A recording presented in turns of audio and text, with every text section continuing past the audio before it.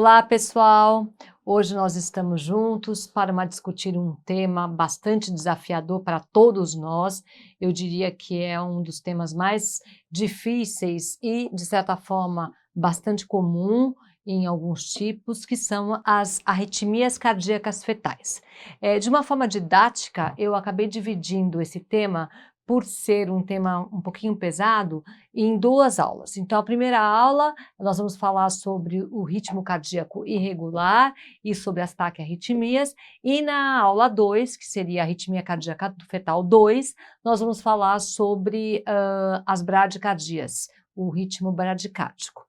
Então, vamos começar o nosso desafio, vamos começar aprendendo sobre as arritmias. O principal objetivo dessa aula é identificar as principais irregularidades do ritmo cardíaco fetal e discutir a conduta e a abordagem terapêutica quando necessária.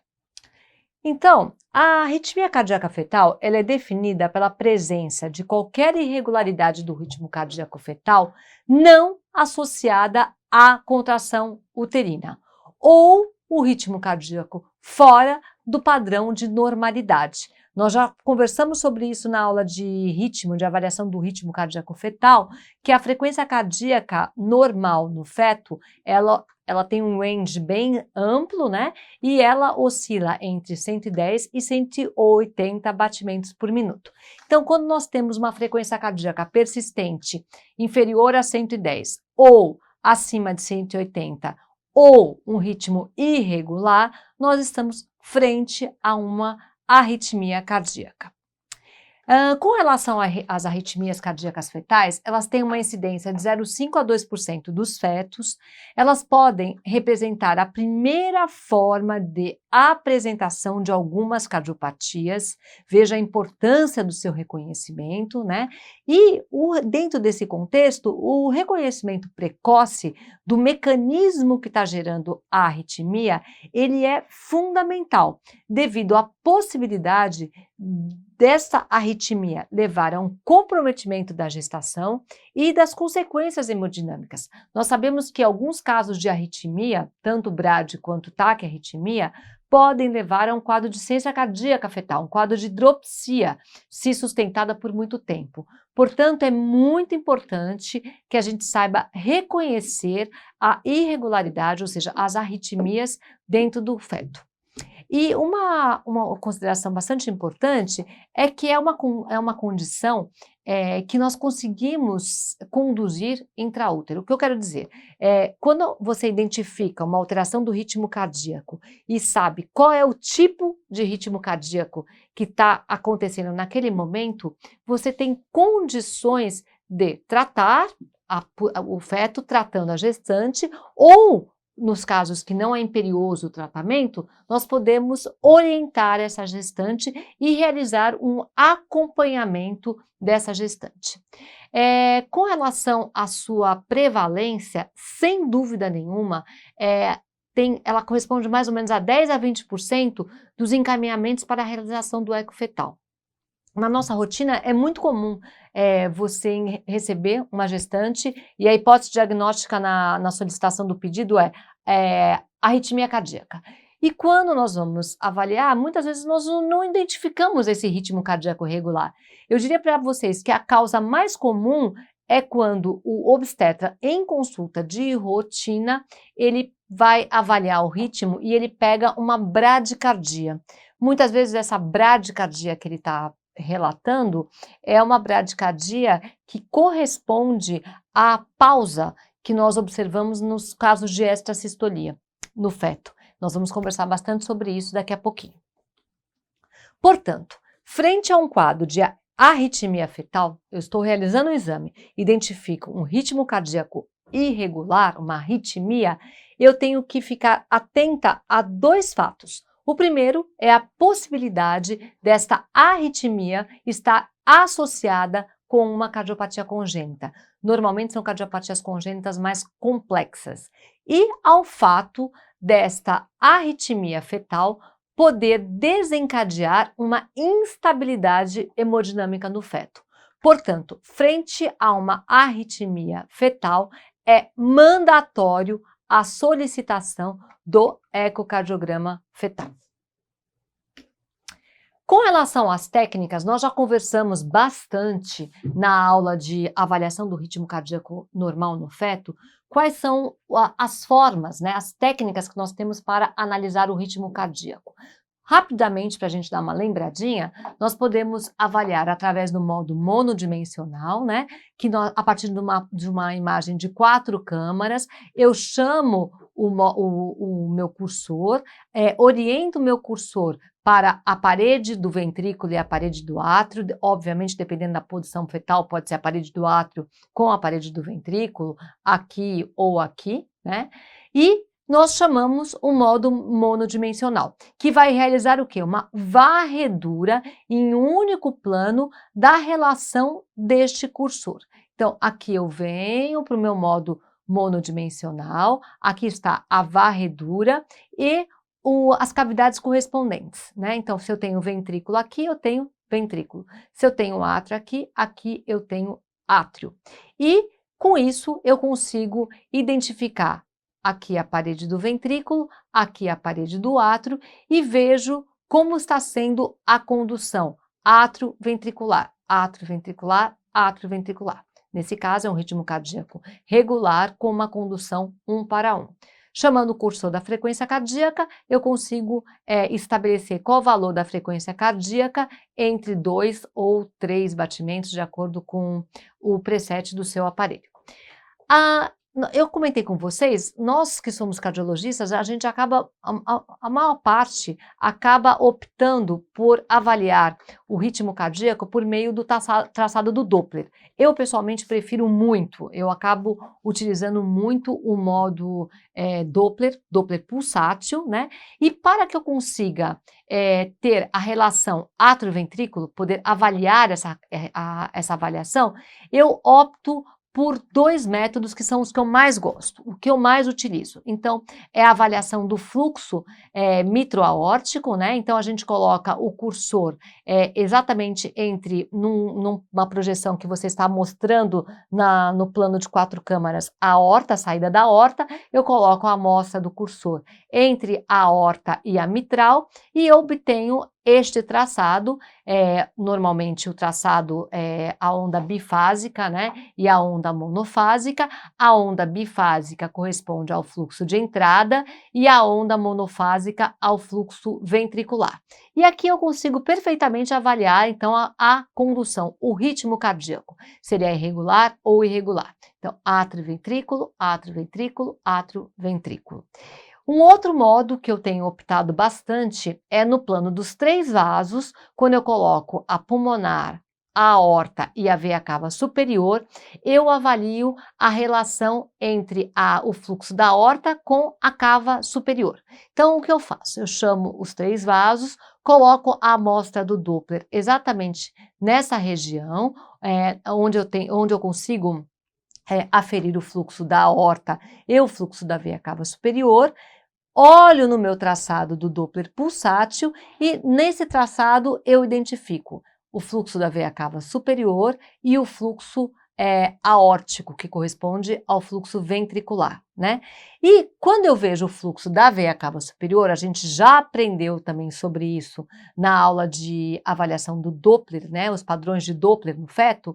O fluxo da veia cava superior, ele é um fluxo que tem uma onda sistólica, uma onda diastólica e uma onda pititica aqui, que é a contração atrial, né? A onda que a gente chama reversa.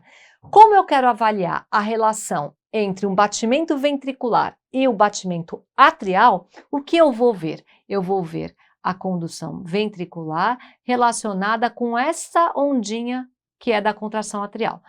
A ventricular, que é na aorta, e essa ondinha da cava, que é a contração atrial. Então, aqui eu vejo perfeitamente que essa condução é 1:1. Esses são os 2 métodos que eu utilizo com mais frequência, utilizo muito o mitro-aórtico e ainda a gente tem, vocês devem estar lembrados também dessa forma, né, desse traçado que eu consigo avaliar o ritmo, que é quando eu coloco numa projeção de 4 câmaras na saída da veia pulmonar. Então, eu vejo o fluxo da veia pulmonar e eu vejo o fluxo da artéria pulmonar. E quando eu vejo o fluxo da veia pulmonar, eu vejo uma onda sistólica, uma onda diastólica e vejo essa chanfradurazinha, né? Às vezes você tem uma ondinha reversa muito pequenininha na veia, mas essa aqui corresponde exatamente à contração atrial. Então, eu consigo avaliar a relação ventrículo-átrio, ventrículo-átrio, ventrículo-átrio, por meio da avaliação do fluxo na artéria pulmonar e na veia pulmonar. Bom, lembrando então como nós avaliamos o ritmo, nós vamos lembrar quais são as formas que tem, qual é a classificação, quais são os tipos de arritmia cardíaca no feto. Então, nós temos o ritmo cardíaco irregular, que é caracterizado pelas extrasístoles, ataque arritmia, quando a frequência cardíaca é maior do que 180, e a bradiarritmia, quando a frequência cardíaca é menor do que 110 batimentos por minuto. E daqui para frente nós vamos destrinchar, nós vamos aprender a identificar e a conduzir a gestante quando nós identificamos um desses 3 tipos de arritmias fetais. Vamos iniciar então pelas anormalidades do ritmo cardíaco. Então, quando você tem uma irregularidade do ritmo cardíaco, eu estou realizando um exame e eu vejo ali que o batimento está irregular, eu tenho que colocar um checklist. Eu brinco muito com os meus alunos sobre essa relação do checklist, né? Vocês vão ver que eu vou comentar muito, eu já falei em outras aulas sobre esse checklist. Eu acho que a partir do momento que você tem um checklist na sua cabecinha de cada uma das patologias, de cada um dos tipos de arritmia, dos tipos de corte, de que você tem que avaliar, você acaba se organizando melhor. Então você faz o seu exame conduzindo esse checklist e na sua mente você vai ticando.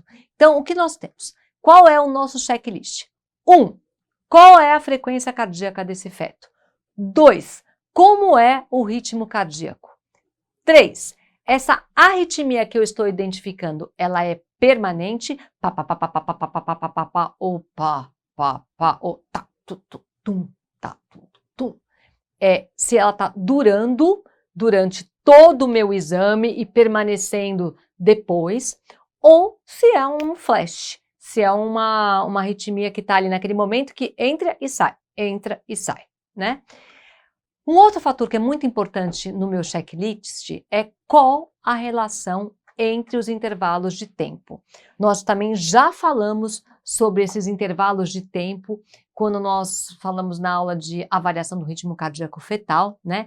Então, lembra que eu comentei que a gente tem que saber avaliar, né? Saber realizar a relação atrioventricular, que é importantíssimo na avaliação das bradiarritmias, que corresponde ao intervalo PR do eletro. Lembra que eu comentei? Início, é o tempo que compreende entre o início da onda A até o início da onda ventricular, né? Então, quando a gente faz, por exemplo, no mitro aórtico, seria no início da contração atrial até o início da ejeção do fluxo de ejeção aórtica. A relação AV e VA, que também são muito importantes quando eu realizo a avaliação das taquiarritmias. Nós vamos ver depois que essa medida desse intervalo AV, que é esse aqui, e o VA, que é do início da onda de ejeção aórtica ou da artéria pulmonar, até o início da contração atrial, então o início da contração atrial no fluxo mitral-aórtico, ou o início da onda reversa do fluxo da veia cava superior, ou então daquele entalhe que temos no fluxo da veia pulmonar, né? E quando nós avaliamos essa relação AV e VA, qual que é maior e qual que é menor, nós conseguimos ter uma ideia de qual o mecanismo que está ocorrendo na anormalidade daquele ritmo cardíaco da taquiarritmia. Ou seja, se essa taquiarritmia está ocorrendo por um mecanismo de reentrada, ou se é um automatismo, né, um ritmo atrial ectópico, é bastante importante, então, você saber identificar. Porque a hora que você sabe identificar, vai te ajudar no planejamento terapêutico, que é a função do cardiologista fetal, realizar esse planejamento terapêutico frente à identificação de uma anormalidade do ritmo cardíaco fetal. E precisamos ver se tem alguma malformação associada, né? Existem algumas malformações cardíacas que levam a maior possibilidade de arritmia. Então, vamos lá dar um exemplo. A anomalia de Ebstein, que você tem um átrio direito muito grande, isso propicia a presença de anormalidades do ritmo cardíaco gerados no átrio, né? As taquicardias supraventriculares. Uma outra anormalidade, quando você tem uma alteração nos sitos, o isomerismo atrial esquerdo, que você tem 2 átrios de morfologia esquerda, então você tem um risco maior de ter uma alteração do ritmo cardíaco. Bom, agora nós vamos entrar em cada uma das arritmias. Então, fizemos o checklist, lembrar no checklist que eu tenho que saber a frequência cardíaca, qual é o tipo de ritmo cardíaco, como que é o intervalo, se tem um intervalo PR curto, qual é o intervalo AV e VA. Eu tenho que tentar determinar se tem alguma malformação cardíaca associada e tenho que também determinar se existe repercussão daquela anormalidade do ritmo cardíaco, se existe algum sinal de insuficiência cardíaca, se aquele coração está sentindo a alteração do ritmo cardíaco. Então, vamos começar falando então das extrasístoles, né?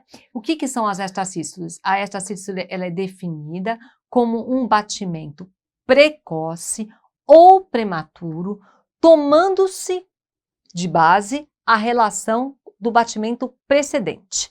Então, vamos lá. Então, aqui nós estamos no fluxo mitro-aórtico, em cima eu tenho o átrio, né? Aqui a técnica que eu estou utilizando é o Doppler pulsado, e aqui embaixo eu tenho o ventrículo. Então, eu ponho o meu traçado para correr, eu normalmente faço um traçado longo, porque eu consiga identificar bem a condução átrio-ventricular, e aqui eu vejo. Então, átrio-ventrículo, átrio-ventrículo, átrio-ventrículo, átrio-ventrículo, opa, veio um batimento, que é um batimento prematuro em relação ao próximo, e eu vejo aqui a extrasístole conduzindo para o ventrículo. Aí vem de novo, átrio-ventrículo, átrio-ventrículo e assim por diante. Normalmente as extrasístoles ocorrem devido a batimentos ectópicos, pode ser seguida de uma pausa, como aqui, né? Eu tenho uma pausa, e é a causa mais comum de encaminhamento. A gente pega muita extrasístole quando você está na sua rotina do ecocardiograma fetal. E como eu comentei no começo da aula, é muito comum o obstetra, ou durante uma cardiotoco, ou apenas na análise do foco, identificar uma pausa, uma bradicardia, a causa maior de encaminhamento acaba sendo então a bradicardia, e quando você vai ver, é por quê? Porque, na verdade, está pegando a pausa pós-extrasístole, e não, na verdade, não é uma bradicardia, ela é uma pausa que a gente chama pausa pós-extrasístole. Então, é muito importante você saber identificar. Então, quais são os fatores predisponentes para ocorrer uma extrasístole ou várias extrasístoles no feto?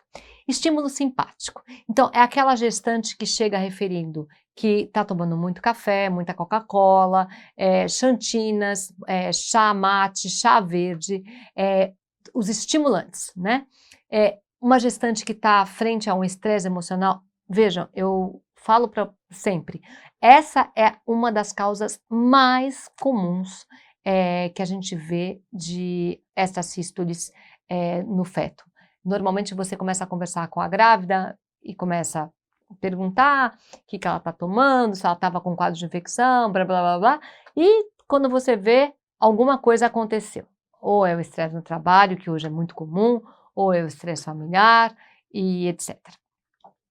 Estímulo medicamentoso, algumas drogas, alguns medicamentos podem levar à presença de extrasístoles, como vasoconstrictor nasal, que além de levar a extrasístole, pode causar a constrição precoce do canal arterial, portanto, vasoconstrição nasal é proscrito durante a gestação.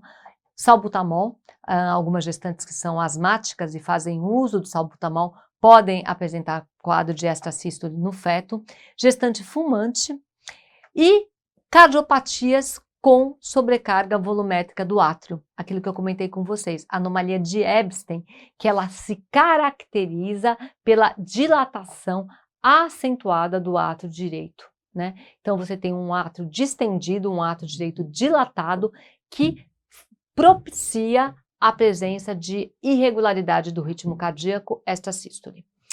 E um outro fator, que é um fator que a gente acaba vendo em alguns casos, existem algumas lâminas da fossa oval, né, que elas têm uma ampla mobilidade, são aquelas lâminas que fazem um movimento amplo do átrio esquerdo, ela bate quase ali na região da veia pulmonar, ela vai e volta.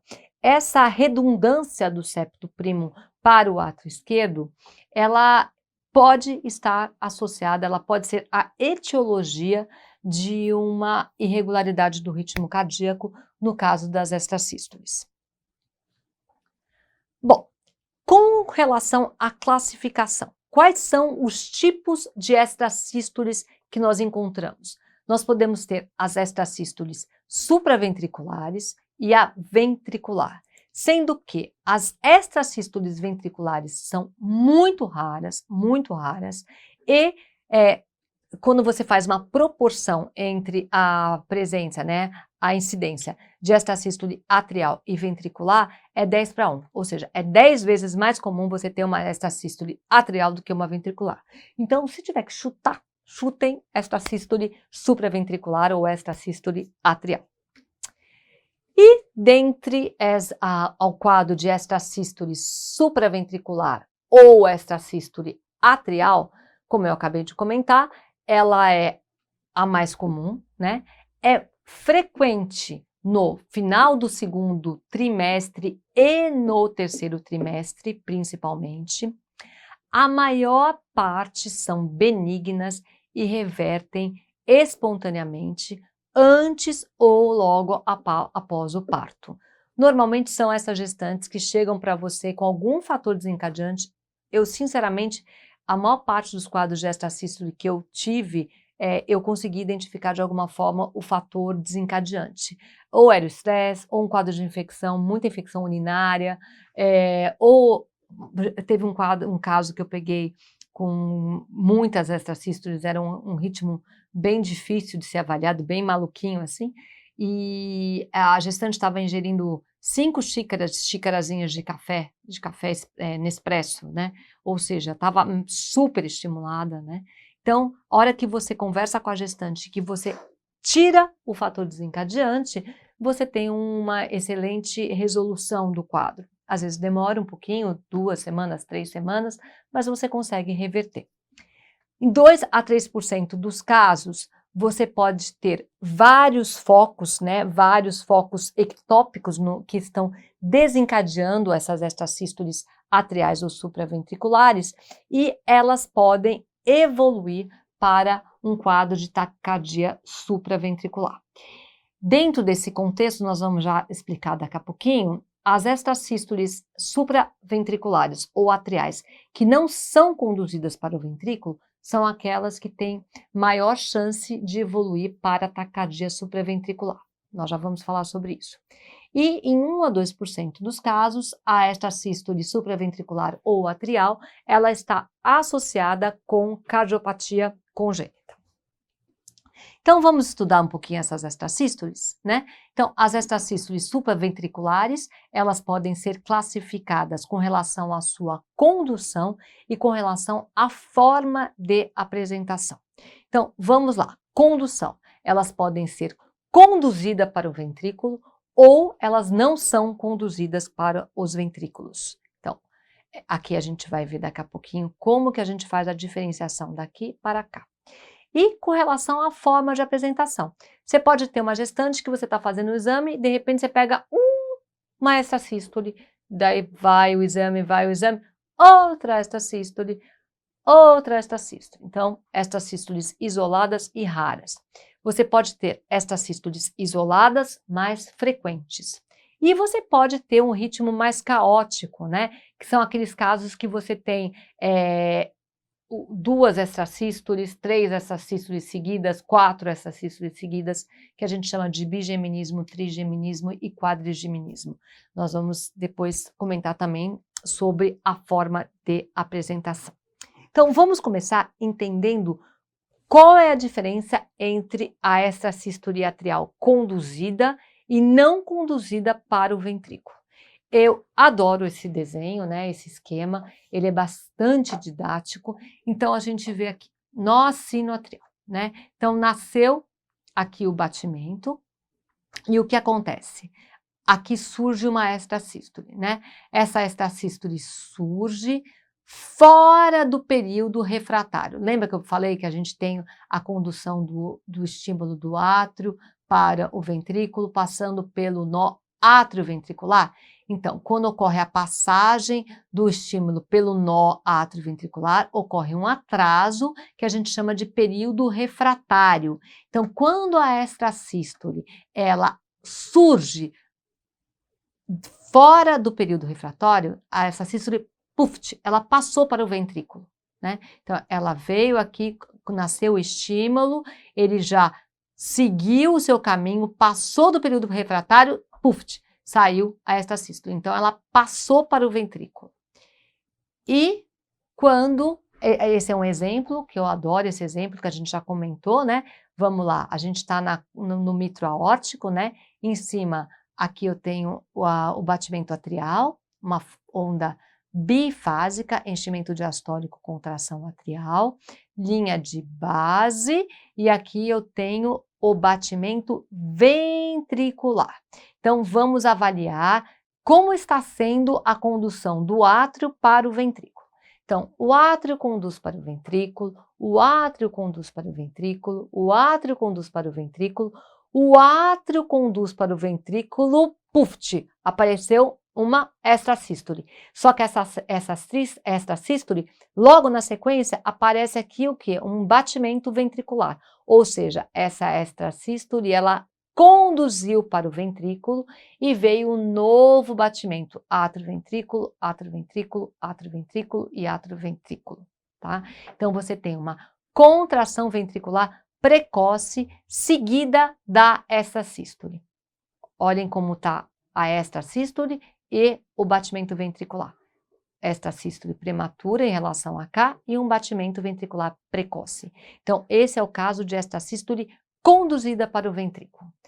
E a extrasístole não conduzida?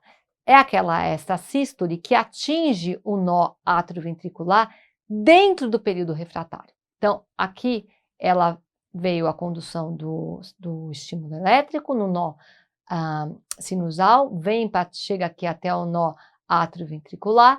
No nó atrioventricular, ela nasce e ela é bloqueada. Então, o que acontece? Não passa para o ventrículo e ela acaba ficando para cá, né? Então, ela como se ela estivesse morrendo aqui. E como ela não passa para o ventrículo, ela surge prematura, aí você tem uma pausa e aí você tem um novo batimento. Então, é a chamada pausa longa.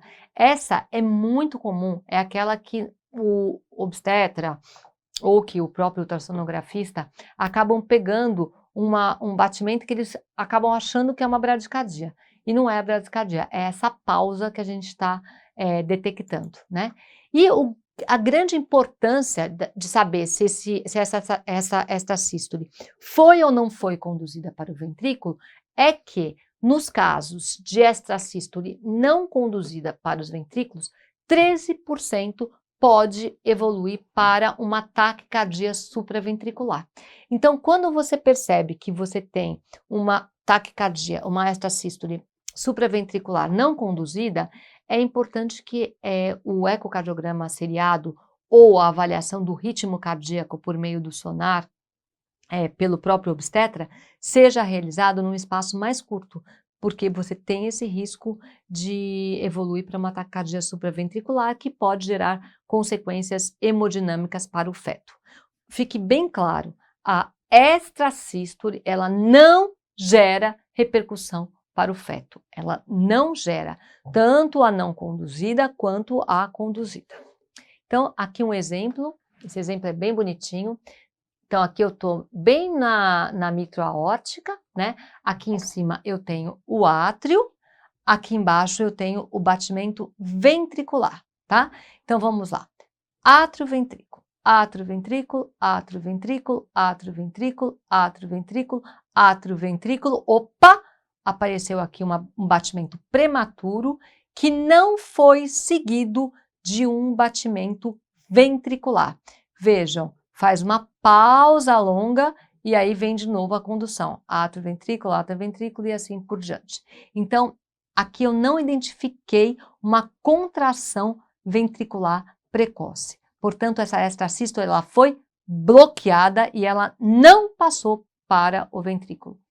Ela é a chamada extrasístole não conduzida, tá? E, de novo, o aumento do risco para taquicardia supraventricular.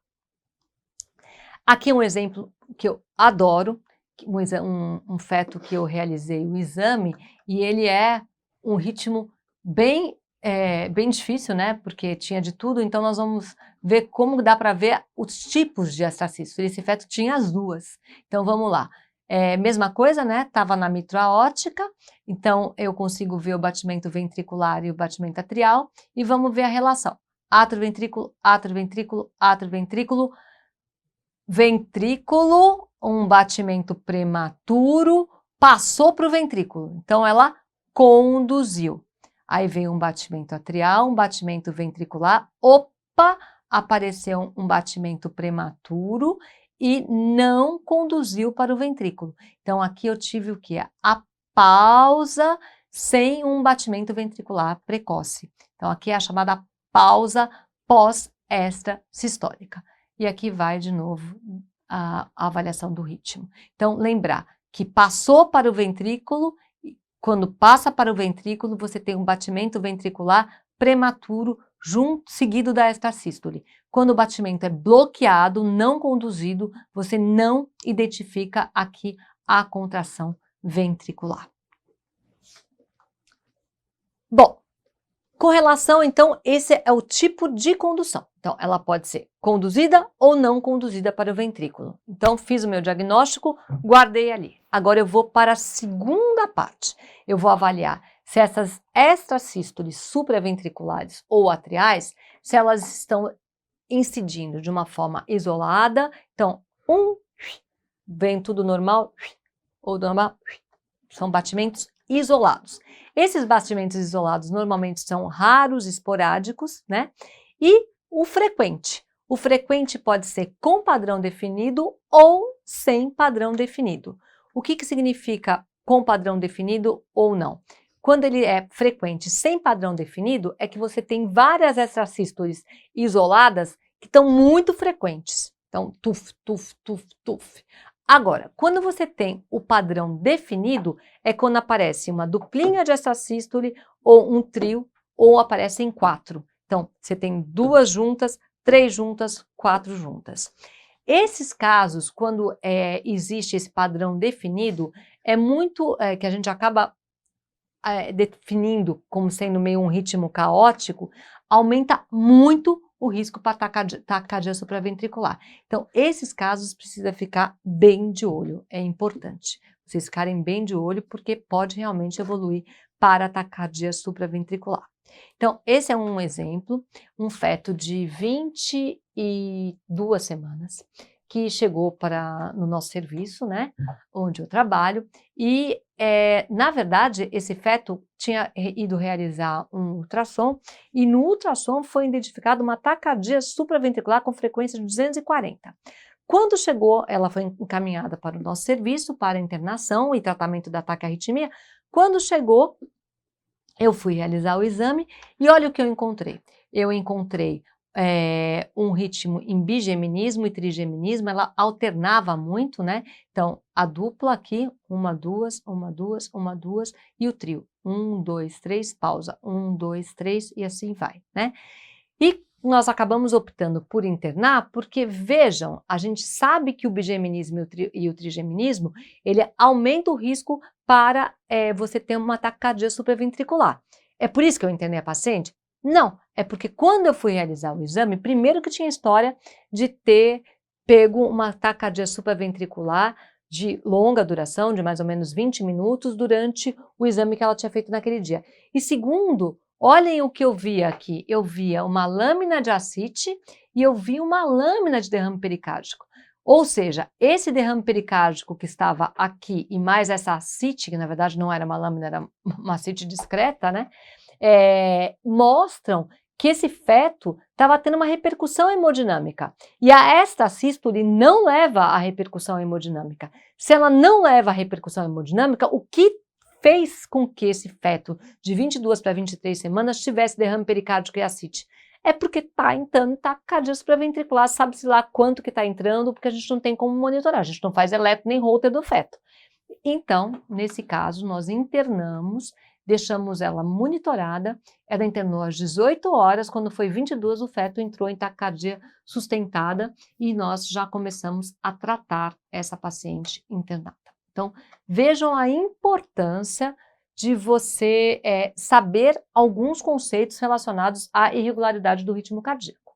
Então, era uma taquicardia que era em duplinha ou trigeminismo, né? Então, ela era frequente e ela era organizada e ela era não conduzida. Então, ela tinha tudo para poder desenvolver uma taquicardia supraventricular e associada à presença de repercussão hemodinâmica, a gente juntou o quebra-cabeça e chegamos à conclusão de que realmente esse feto deveria estar entrando em taquicardia de uma forma mais frequente, né? E sustentando por algum tempo. Uma outra forma de apresentação, que a gente chama também faz parte meio do ritmo caótico, né? É o chamado bigeminismo atrial não conduzido. Então, o que acontece? Você pega, na verdade, você pega uma bradicardia fetal. Então, você tem uma bradicardia ventricular. Quando eu olho a frequência ventricular está baixa, entre 70 e 100. E aí vem, meu Deus, está bloqueando. Esse feto está fazendo um BAV, que é uma condição grave, né? Só que daí a gente tem que aprender a diferenciar um bigeminismo bloqueado ou não conduzido de um bloqueio atrioventricular. E como que eu faço essa diferenciação?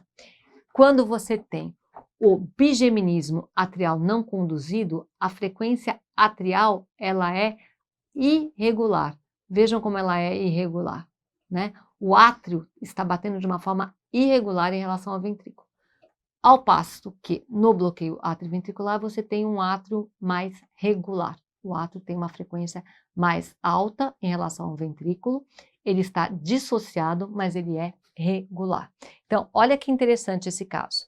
Aqui, um batimento ventricular, batimento ventricular, batimento ventricular, batimento ventricular e um batimento atrial totalmente maluquinho, né? Então, vinha aqui, passava do ventrículo, vinha uma contração atrial, bloqueava, daí aparecia uma outra, vinha de novo, um ritmo super difícil de avaliar, que a gente chama meio de ritmo caótico, né?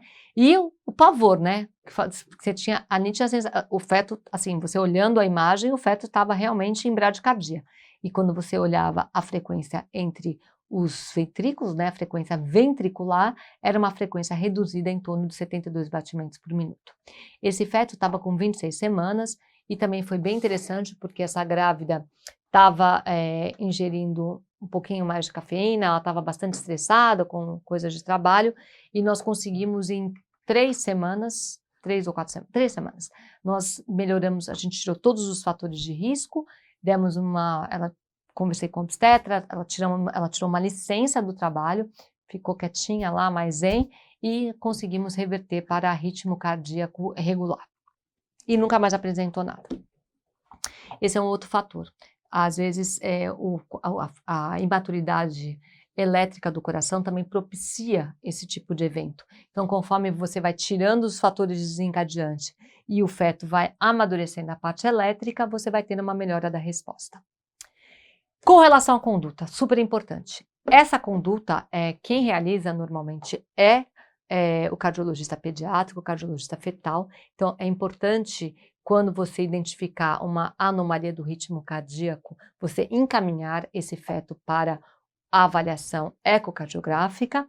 Entretanto, se você estiver num local onde uma avaliação ecocardiográfica fetal é difícil, não existe um acesso tão fácil, não é todo mundo que se localiza nos grandes centros, pelo contrário, né, a maioria não está localizada em grandes centros, então é importante vocês saberem, primeira coisa, não tem indicação para o tratamento medicamentoso.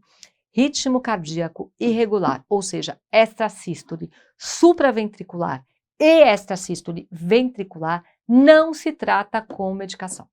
Não se trata com medicação. E a segunda coisa importantíssima, não é causa para antecipação do parto.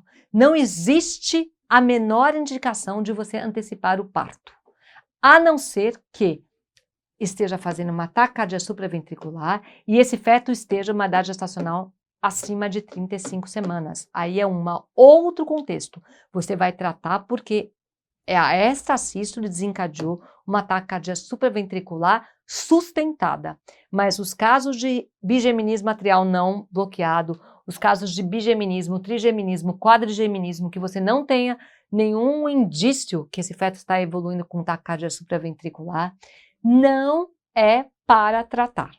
Não é para tratar e não é para antecipar o parto, certo?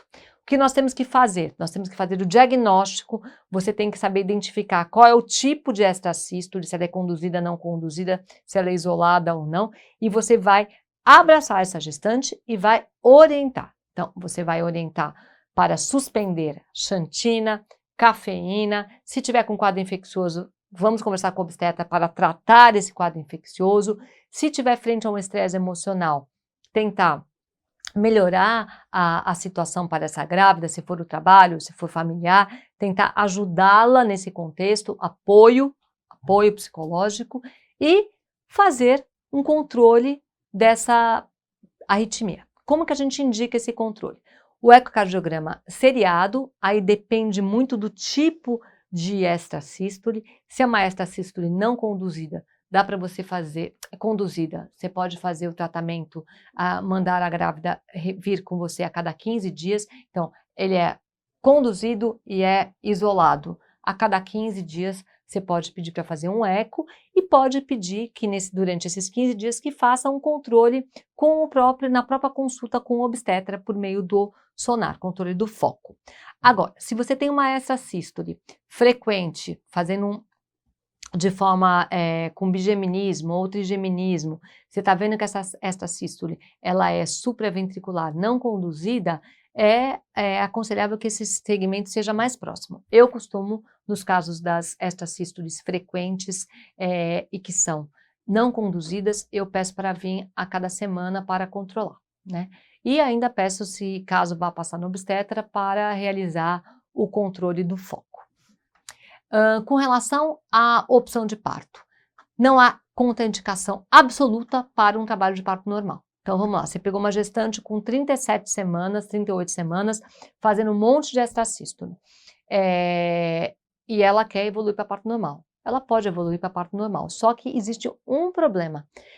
A presença da extrasístole, ela pode atrapalhar o obstetra na condução do trabalho de parto normal, porque ela acaba interferindo nas medidas de controle de frequência cardíaca durante a monitorização da vitalidade fetal intraparto.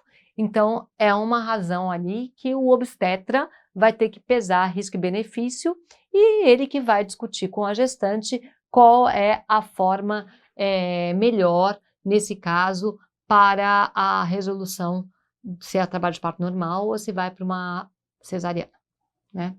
E, fundamental, tranquilizar a gestante, a família e o obstetra, né? Aí vem a sua formação, o seu conhecimento para que você possa passar isso para os envolvidos. Então, para a gestante, para os familiares e para o próprio obstetra. Bom, falamos então sobre as irregularidades do ritmo cardíaco e agora nós vamos falar sobre as taquiarritmias. Então, o que é uma taquicardia fetal? A taquicardia fetal ela é definida quando você tem uma frequência cardíaca maior do que 180 batimentos por minuto. Ela é classificada de acordo com a sua persistência, ou seja, quanto tempo está durando. Então, ela é sustentada. O que é uma taquicardia supraventricular sustentada? É aquela que você tem mais de 50% do período de observação do exame de uma média de 30 minutos, sustentando uma taquicardia. Frequência cardíaca maior que 180, frequência cardíaca maior que 180. Então, nos casos de arritmia, de taquiarritmia, é mandatório você fazer um exame mais prolongado. Eu normalmente fico com essa grávida durante 30 a 45 minutos. E aí eu vou contando quanto tempo. Muitas vezes esses quadros de taquicardia começa o exame e termina em taquicardia sustentada. Outras vezes entra e sai. Então daí você precisa calcular o quanto tempo do período você está identificando a frequência cardíaca elevada. E a intermitente é aquela que alterna período de taquicardia com frequência predominantemente normal. Por que é importante você diferenciar se essa taquicardia supraventricular ou a taquicardia fetal, ela é sustentada ou ela é intermitente? Porque na sustentada você tem que tratar, na intermitente você tem que observar. Então você tem que saber fazer essa diferença da classificação com relação à persistência. Com relação aos subtipos, quais são os tipos de taquicardia que você encontra baseados no mecanismo eletrofisiológico? Então, você tem a taquicardia sinusal, nós vamos falar de cada uma delas. A taquicardia supraventricular, que é gerada na região dos átrios, que pode ser por reentrada focal ou pode ser um flutter. E a taquicardia ventricular, que é muito, muito rara no feto. Muito rara. Eu, durante todos esses meus anos aí, que é melhor a gente não comentar quanto tempo, eu só vi um caso de taquicardia ventricular, na época que eu estava fazendo o meu FEL, a minha residência, né? Então, o que a gente vê realmente mais é a taquicardia supraventricular. Então, vamos agora estudar cada uma delas e vamos entender e vamos ver o que a gente faz. Porque, na verdade, essa situação é uma situação extremamente angustiante, né? Quando você está fazendo um exame que você vê que o feto está numa taquicardia com uma frequência maior do que 180, você já fica agoniada, a gestante que está do seu lado fica agoniada, o esposo fica agoniado, e quando é a obstetra que está fazendo, ou o fetólogo, eles também ficam agoniados, ou seja, é uma agonia generalizada. Então, nós temos que aprender o que fazer quando nós estamos frente a um caso de taquiarritmia. E para isso você tem que entender cada uma delas. Então, taquicardia sinusal, né? O que é uma taquicardia sinusal? É aquela frequência cardíaca maior do que 180, na qual você tem a condução do átrio para o ventrículo normal. Então, a condução é 1 para 1. O átrio e o ventrículo estão batendo na mesma frequência em torno maior do que 180. E, normalmente, a frequência cardíaca da taquicardia sinusal, ela vai de 180 a 200 batimentos por minuto. Ela fica ali, 180 a 200, 180 a 200, não passa disso.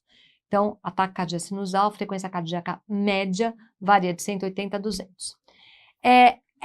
Os quadros de taquicardia sinusal, eles se relacionam bastante com uma condição fetal ou materna anormal. Então, quais são as condições fetais que podem gerar uma taquicardia sinusal com uma frequência cardíaca variando de 180 a 200?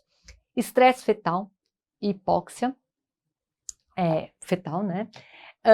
Os quadros maternos de tireotoxicose, as mães que têm, as gestantes que têm um quadro de tireotoxicose, 17% dos casos o feto apresenta uma frequência cardíaca elevada em torno de 180 a 200. Infecção por citomegalovírus, coriomielite, que é uma infecção gravíssima que leva a uma taquicardia, uso de beta-agonistas materno, febre materna e estresse materno. Então, essas são as causas mais comuns de taquicardia sinusal no feto. E aqui faltou anemia fetal, tá, gente? Estresse fetal, hipóxia e anemia são as causas de taquicardia sinusal.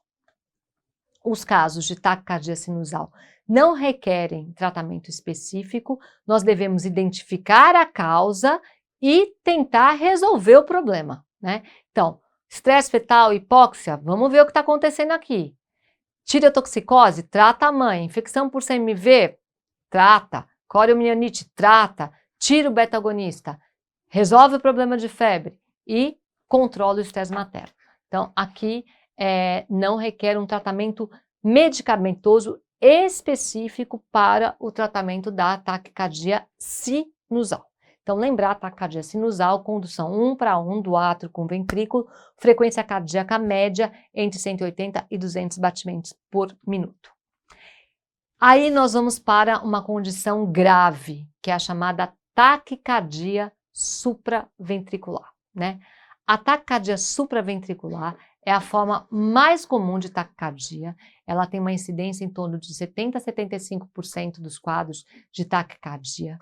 A frequência cardíaca média é em torno de 250 batimentos por minuto, podendo variar de 180 a 310. O mecanismo mais frequente, em 60% dos casos, é o mecanismo de reentrada.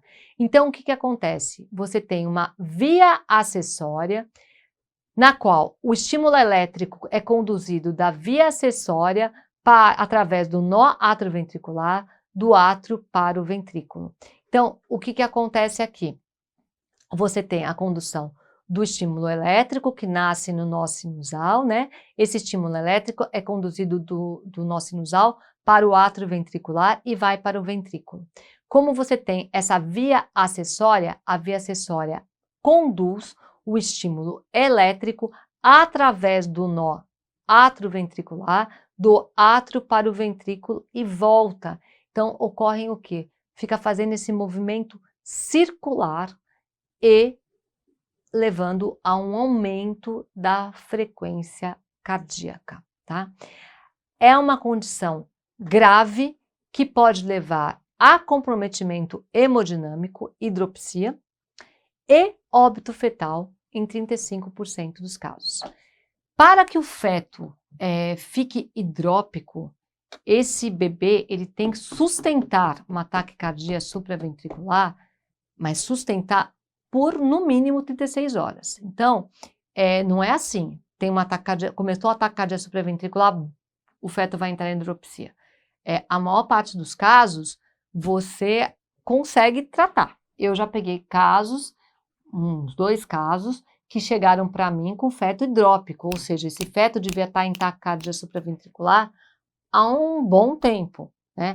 Porque ele chegou com ascite, com derrame pleural, com derrame pericárdico, e aí a casa cai, porque para você tratar e conseguir passar pela placenta e adquirir uma dose terapêutica, né? O mecanismo de passagem transplacentária acaba sendo dificultado pela hidropsia.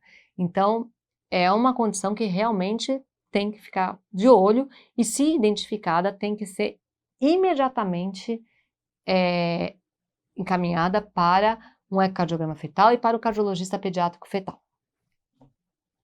Portanto, ela é uma emergência médica. Então, vamos lá ver como que é esse mecanismo da taquicardia supraventricular, né? Então, o mais comum é a reentrada. Então, o que acontece? Vamos lá, aqui nós temos o átrio e aqui nós temos o ventrículo. Então, a condução do átrio para o ventrículo é 1:1, né? 1:1, 1:1, 1:1. Aqui você tem o que? Normalmente, o estímulo nasce a partir de um batimento ectópico prematuro, a partir de uma extrasístole, e começa a desencadear o mecanismo, como eu falei, por meio da via acessória, né? E é bastante interessante, lembra que eu comentei que a importância de você medir o intervalo atrioventricular e ventrículo arterial? É porque nestes casos de taquicardia supraventricular, você consegue diferenciar se o mecanismo é reentrada ou se o mecanismo é automatismo, né? o ritmo ectópico quando você faz a relação desses tempos. Então, quando você mede o intervalo AV e o intervalo VA, você sabe que se o intervalo VA ele é curto em relação ao AV, você tem uma taquicardia supraventricular por reentrada, via acessória. Então, como que a gente mede esse intervalo? Vamos dar uma revisada. Então, aqui é o átrio, aqui é o ventrículo, né? Então, a aorta aqui em cima e aqui é o batimento atrial. Então, nós vamos fazer a medida do intervalo AV e VA, né? O intervalo VA é do início do ventrículo até o início do batimento da contração atrial, tá? E o intervalo AV é do início da contração atrial até o início da contração ventricular. Então, nitidamente, eu vejo que esse intervalo AV é menor do que o intervalo VA, desculpa, é menor do que o intervalo AV.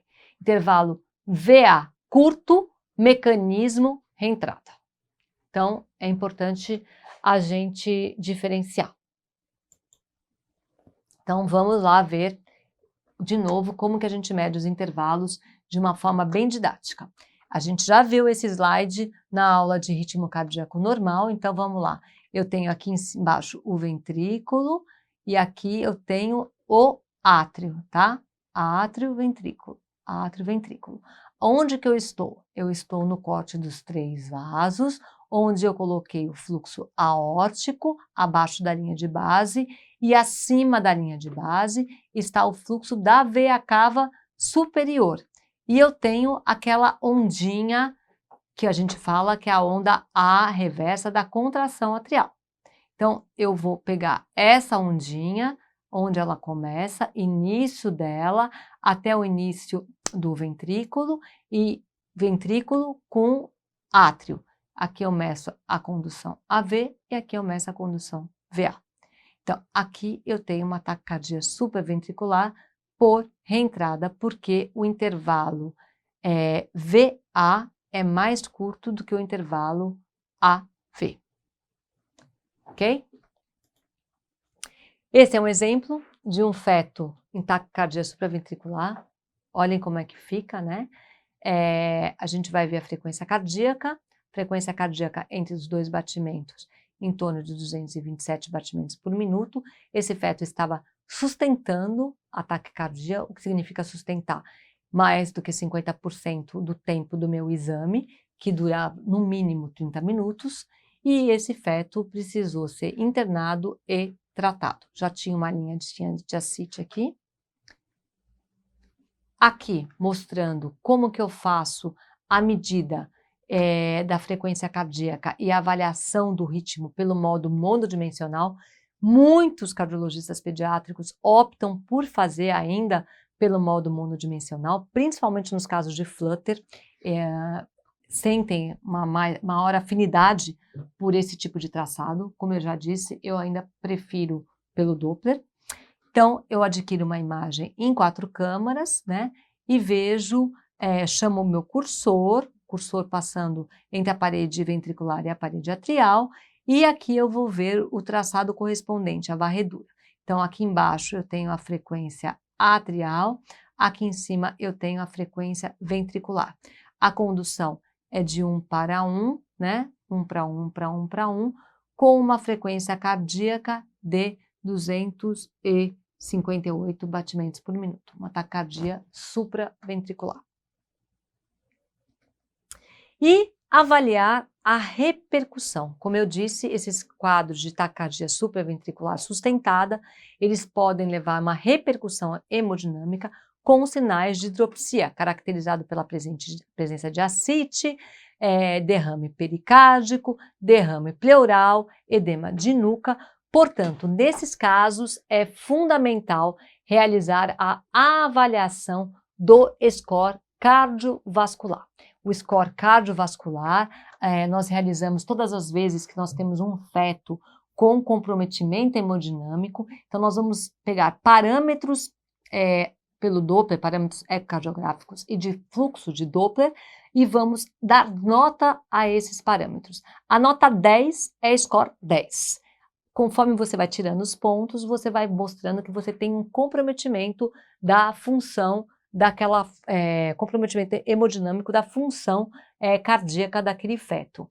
Então, você vai avaliar hidropsia, sim, não, aliás, tem hidropsia caracterizada por a presença apenas de ascite, ou derrame pleural, ou os dois, ou derrame pericárdico, ou tem edema de pele. Então, vamos supor, um feto que começou no score 10, eu vou lá e vejo que ele tem edema de pele, eu tenho que tirar 2 pontos. Então, de 10 ele passou para 8.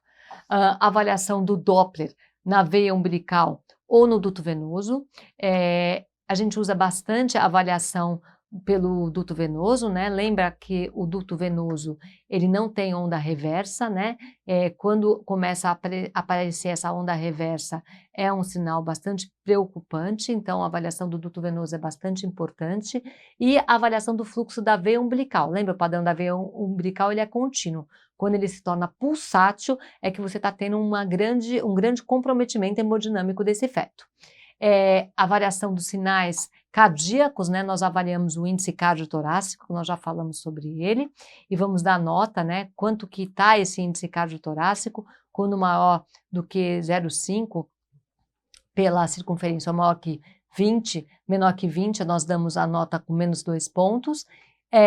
Avaliação da função cardíaca pelo fluxo, pelo Doppler na válvula tricúspide, na válvula mitral, a fração de encurtamento e se o fluxo é bifásico, né, enchimento, se ele é bifásico ou monofásico. Quando ele é monofásico, ele preocupa bastante. E o Doppler da artéria umbilical, que também é um outro padrão que é avaliado. Com isso, a gente dá nota para o feto e calcula o score cardiovascular. Esse score cardiovascular, quando você tem uma avaliação, é importante você realizar, você realiza uma avaliação inicial com o score cardiovascular, e aí você vai acompanhando esse feto com um ecocardiograma seriado. Normalmente esses pacientes estão internados, e até você controlar ataque à arritmia, esse paciente fica internado e depois você consegue controlar com eco seriado, via ambulatorial. O tratamento, nós vamos comentar sobre o tratamento de todos no final, e agora é uma outra condição, que é o chamado flutter atrial, uma condição extremamente grave, é uma arritmia, um ataque à arritmia muito grave. Você tem também um circuito de reentrada, só que ele vai entrando e voltando, né? Ele faz um verdadeiro circuito dentro do átrio. E qual é a diferença que você vai ter entre o flutter e ataque cardíaco supraventricular? É com relação à condução ventricular, né? A frequência ventricular, ela vai variar de acordo com o grau de bloqueio do átrio para o ventrículo. O mais comum é você ter uma condução 2:1, com uma frequência atrial em torno de 300 e a ventricular em torno de 150. Então, a frequência atrial normalmente é 2 vezes a frequência ventricular. Você tem 2 átrios para um ventrículo, né? E 3:1, uma frequência atrial em torno de 450, com uma ventricular em torno de 150. A frequência cardíaca atrial, ela varia de 350 a 500, tá? E pode ser intermitente, ou seja, você pode ter períodos de flutter com períodos de ritmo cardíaco regular. Essa é uma condição gravíssima, é também considerada uma emergência médica, o paciente deve ser internada e o tratamento medicamentoso, a terapêutica medicamentosa deve ser instituída imediatamente. Então, aqui um exemplo de um flutter. Olha a condição do ritmo cardíaco, né? Olha como o átrio, ele não bate, ele treme, né? Você tem o átrio tremendo. E quando a gente avalia a frequência, aqui pelo modo monodimensional, o átrio aqui em cima e o ventrículo embaixo. Então, nós temos 2 átrios para um ventrículo, 2 átrios para um ventrículo, 2 átrios para um ventrículo e assim por diante. Aqui é uma condução 2:1. E ataque cardíaco ventricular. Então, dentro das taquicardias supraventriculares, nós falamos sobre dentro das taquicardias, nós falamos sobre a taquicardia sinusal, sobre a taquicardia supraventricular por reentrada. Lembrar que na taquicardia por reentrada, o intervalo VA é curto, é diferente da taquicardia por mecanismo ectópico, ela é bem rara, a taquicardia ectópica, corresponde apenas a 5%, a imensa maioria é a taquicardia supraventricular por reentrada. O flutter, que também é um tipo de taquicardia por reentrada, e a taquicardia ventricular. Como eu falei, a taquicardia ventricular é extremamente rara, você tem uma frequência ventricular que varia de 70 até 400 batimentos por minuto, ocorre uma dissociação atrioventricular com frequência ventricular maior do que a frequência atrial. Então você tem a frequência do átrio batendo mais rápida do que a do ventrículo. No flutter você tem o quê? Uma frequência atrial mais rápida do que a frequência do ventrículo, né? E aqui também você tem aqui você tem a condução 1 para 1. Então, a frequência ventricular para uma frequência atrial, entretanto, a ventricular ela é mais alta do que a atrial. E você pode ter ainda, sem ser condução 1 para 1, mas com condução 1 para 1, mas com ambas as frequências elevadas. A etiologia da taquicardia ventricular, ela pode ser idiopática, ela é muito associada a uma canalopatia, né, que é a síndrome do QT-long, que nós vamos comentar um pouquinho na aula de bradiarritmia, que é a aula de arritmia 2. Na síndrome do QT-longo, você tem bradicardia, bloqueio e taquicardia, então você tem uma variação, normalmente começa com uma bradicardia e você pode ter um episódio de taquicardia ventricular, isso intraútero. Pós-natal, os episódios de taquicardia ventricular podem acontecer com frequência e é um quadro bastante grave que pode levar à morte súbita. Uma outra etiologia para a taquicardia ventricular são os tumores e processos inflamatórios. Então, aqui é um exemplo de taquicardia ventricular, né?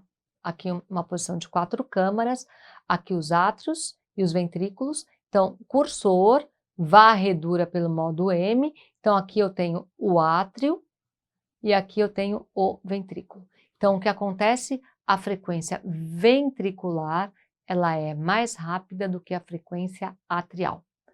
Vamos lá de novo lembrar, no flutter você tem a frequência atrial mais rápida do que a frequência ventricular. E com relação ao tratamento? Bom, com relação ao tratamento, eu vou comentar com vocês 3 coisas. A diretriz nossa, publicada em 2019, que é a diretriz de cardiologia fetal, publicada pela Sociedade Brasileira de Cardiologia. A diretriz que eu gosto bastante, que é a diretriz do Sick Kids, e a forma, esse é uma tabela do livro do Dr. Paulo Zelinski, e que eu também gosto bastante, né? Mas todos têm em comum quais são as drogas de escolha para o tratamento da taquicardia supraventricular. Então, são 2 drogas de escolha, nos casos de taquicardia supraventricular, a digoxina e o sotalol. Aí acaba sendo uma coisa muito pessoal, né? A nossa diretriz em ambas, tanto o sotalol quanto a digoxina são nível de evidência 1B, né? Então, os dois na taquicardia sustentada, eles têm uma mesma concordância. Existe uma grande porcentagem aí de cardiologistas pediátricos e fetais que preferem utilizar a digoxina como primeira escolha, e eu, pessoalmente, faço parte do outro grupo que prefere utilizar o sotalol. Então, nos casos que eu tenho vários casos aí que eu tive de taquicardia supraventricular e que eu precisei tratar, eu começo tratando com sotalol. Por algumas razões. O sotalol você controla de uma forma mais fácil a gestante. Quando você trata com digoxina, você tem que ficar colhendo o nível sérico, que é feito por punção venosa. O sotalol eu consigo controlar com um eletrocardiograma a cada 3 dias, na qual a gente mede o intervalo QT. E eu acho que ele é mais... A gestante aceita melhor o tratamento, ela não tem quase nenhum efeito colateral. A digoxina, algumas gestantes têm um quadro de náusea, ficam mais indispostas, então eu acho que o sotalol, na minha opinião, acaba caindo melhor, né? Com relação à dose de sotalol, eu começo normalmente com 80, eu não começo com 40, eu começo com 80 e eu vou aumentando a cada 2 ou 3 dias conforme a gravidade. Quando o feto já chega hidrópico, eu já começo com 160, eu faço 80 a cada 12 horas. É muito legal você dividir a dose a cada 12 horas, eu acho que você atinge o nível sérico transplacentário mais rápido, então eu realmente gosto bastante. E a digoxina, você usa a dose, faz uma dose de ataque, que não é necessário fazer no Sotalol, você faz de 1,5 a 2 miligramas por dia, e depois você passa para a dose de manutenção 0,25 a 0,5 miligramas por dia, né? E não esquecer que você tem que manter o nível sérico da digoxina entre 1,5 a 2, você tem risco de intoxicação digitálica materna, então tem que fazer o controle do nível sérico da digoxina, normalmente faz a cada 2 dias. E para isso precisa ser por meio da dosagem sérica, então tem que fazer punção. Por isso que eu acabo preferindo o Sotalol, porque eu não preciso fazer ataque, a gestante não tem os efeitos colaterais do ataque, que muitas acabam tendo náuseas e vômitos, elas não sentem praticamente nada, e se o feto, assim que o feto é controlado, eu consigo dar alta e manter com tratamento em casa. Nos casos que eu não consigo controlar com Sotalol, eu já cheguei a 480 miligramas em alguns casos do Sotalol. Quando eu vejo que não está controlando, quando eu chego em 420 ou 460, eu acabo associando um comprimido de digoxina, que acaba agindo no nó atrioventricular, e eu vou balanceando. Assim que eu consigo o controle, eu tiro a digoxina e começo a reduzir a dose do Sotalol. Dentro de todos os casos aí que eu já peguei de taquicardia supraventricular, só tive um caso que não controlou, mas foi um feto que chegou com 26 semanas, totalmente hidrópico. Esse feto, a gente fez de tudo, ele nasceu com, se eu não me engano, com 33 semanas, 34 semanas, numa taquicardia supraventricular, difícil controle, nós não conseguimos nem pós-natal realizar o controle, nem com medicamentoso, nem por tratamento através da cardioversão elétrica, e esse feto acabou evoluindo a óbito, ele nasceu muito hidrópico. O Sick Kids acaba seguindo mais ou menos o que eu gosto, né? Então, vamos lá.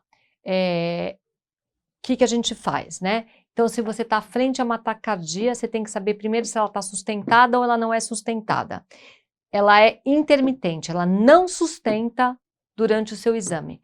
Qual é a conduta? Observação, tá? Então, você vai observar e vai ver como que ela está evoluindo durante o tempo, né? Faz ecocardiograma seriado, etc. Taquicardia sustentada com ou sem hidropsia. Se você tem uma taquicardia sustentada sem hidropsia, você pode entrar. Você vai ter que diferenciar se é um flutter ou se é um ataque supraventricular. Flutter, sempre o Sotalol, né? Eles usam como primeira opção o Sotalol, mas também pode usar digoxina. Nos Estados Unidos e no Canadá, você tem o Flecainide, que tem uma ação excelente no ataque supraventricular. Essa medicação não é liberada no Brasil, nós não temos essa medicação, então a gente acaba tendo a opção da digoxina ou o Sotalol. E quando está hidrópico, fora eles usam a Flecainide, a gente não tem aqui. Nos casos de taquicardia supraventricular, digoxina ou Sotalol, e no flutter sempre começar como primeira opção o Sotalol. Esse foi um trabalho publicado pelo time do Canadá, do Sick Kids, no Circulation de 2011, que ele mostra a experiência do tratamento com as drogas digoxina, Flecainide e Sotalol na taquicardia supraventricular e no flutter. Então vamos lá. Na taquicardia supraventricular, o Sotalol foi bem, né? Seguido do Flecainide e a digoxina como terceira opção.